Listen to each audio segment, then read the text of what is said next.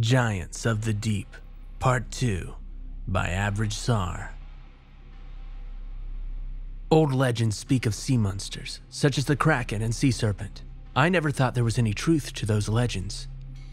I now know better. I know that those are more than just tales from paranoid sailors. I've seen proof of these legends myself. I know. The government knows. And the public knows. Yes, the public knows about the eels, but they don't know about the thing that ate the eel. I want to find out what ate that eel, but I still don't know what convinced me to go back to the ocean. Was it the money, since I was getting a large paycheck?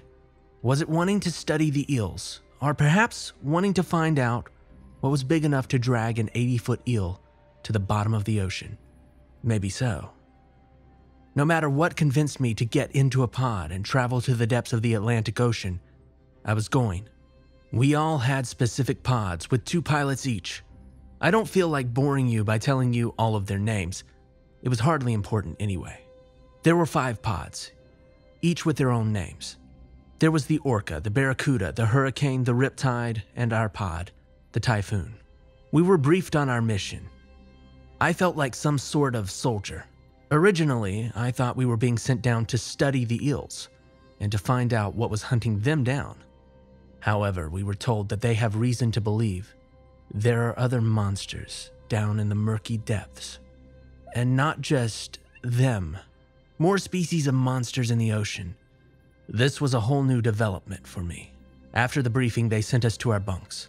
Although it was only 7:30, we were waking up at 5 a.m. and descending at 8 a.m. And although no monsters disturbed us this night, I was on edge. After we were woken up, we were treated to a surprisingly good breakfast. Sausage, waffles, and eggs. And a thought I didn't like crossed my mind. What if everything was of such a good quality because they thought that it might be our last meal? I just crossed it off as being overwhelmingly paranoid. Slowly we prepared for our descent. And when the time came, we filed one by one into our pods. We were lowered into the water, and like that, we were sinking into the depths. I tried to stay calm, but sweat rolled down my forehead. My partner, James, seemed to notice. However, I could tell that he understood my fear. I decided to suck it up as we continued forward on our descent. Once we reached the bottom, I was treated to a sight that I didn't expect. There were octopus and crab on the seafloor. A lot of them. We all expected that. But here's the thing. These were giant. 20, 30 feet in length. One of the pilots of the Hurricane, Brad, spoke over the radio. Does everyone see that? Yeah. How can you miss giant crabs and octopi? No. Look up, he said. My eyes followed his instructions. Swimming above us was an eel. But it wasn't 80 feet, it was maybe 130 feet in length. It had something in its mouth. A smaller eel. It was still 20 feet in length, however. I was shocked. It was cannibalistic. It made sense now. That's what ate the 80-foot eel. A larger eel. The things likely migrated up to the surface of the water to stay away from the larger ones. It was an acceptable answer, but something about that answer didn't feel right. Eventually, we decided to split up. The best way to make new discoveries was to divide and conquer. James and I saw many of these supersized creatures, but nothing else really. Perhaps the most interesting was the 2 enlarged goblin sharks that we saw. One, the male, was 34 feet in length, while the female was 45 feet in length. Other than that, there wasn't much else. We were both excited and bored. As we trekked further, we received a distress signal from the Orca. Nervous, we got to their location as fast as we could. Their pod wasn't moving, so that was either good or bad. But as we got there, we quickly realized that it was bad. Right in front of us was the pod. It was cracked, and we all knew what that meant. The water pressure must have crushed them. At least it was quick and painless. We tried to radio back up to the boat, but our radio refused to work. It was a disaster. I told Brad that we needed to leave, but he didn't listen. We tried to talk to him, but he wouldn't let up. Not long after that, we saw a giant crab. It was larger than the other ones. It seemed to be floating.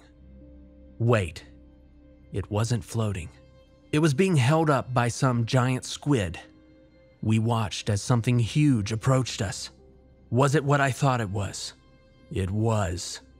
It was a mosasaurus, a creature thought to be extinct, just thriving down here.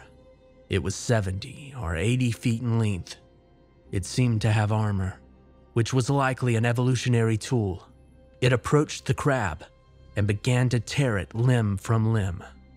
The squid tried to pull the crab into its cavern on the side of the trench, but the mosasaur latched on and wouldn't stop pulling. The mosasaur tore off another limb. As a result, it nearly lost the battle for the crustacean.